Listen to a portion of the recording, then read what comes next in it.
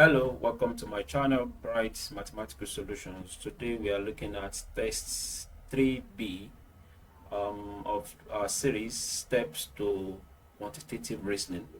And then we have this example. So let us move together to see the operation that goes behind this example. Then we now use it to solve these four exercises that were given. We have 12, we have 9, we have 3. We have 30, 36, and 5, 16, 64, and 2. Now, one thing is unique to these three that are here. They are perfect square. This is 9, so the square root of 9 is 3.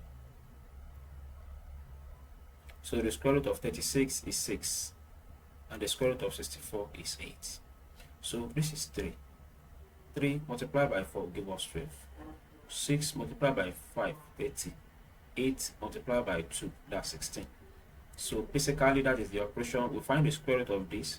Whatever we get, we multiply it to this. So that means root 9 multiplied by 4 equals 12.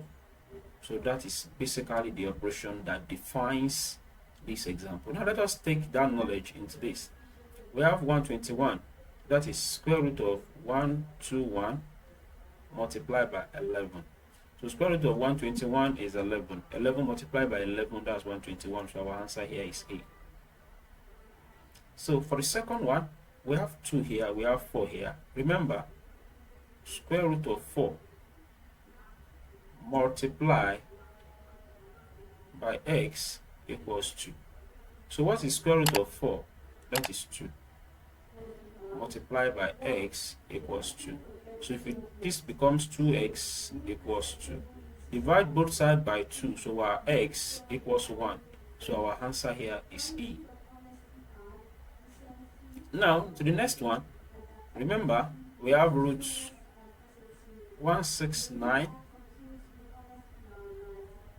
Root 169 multiply by 9. What is root 169? That is 13. 13 multiplied by 9, so that gives us 117, and that is B. And to the last but not the least, we have root x, let it be x, multiplied by 1 equals 3. So that is root x equals 3. Now to find the value of x, we just square both sides. That means x equals 3 raised to the power 2, which is 9. So our answer here is E. So that is the solution. Thank you very much. If you have any question, please feel free to put it in the comment section. I will definitely attend to it. Till I come your way next time, please be good and remember to subscribe to this channel.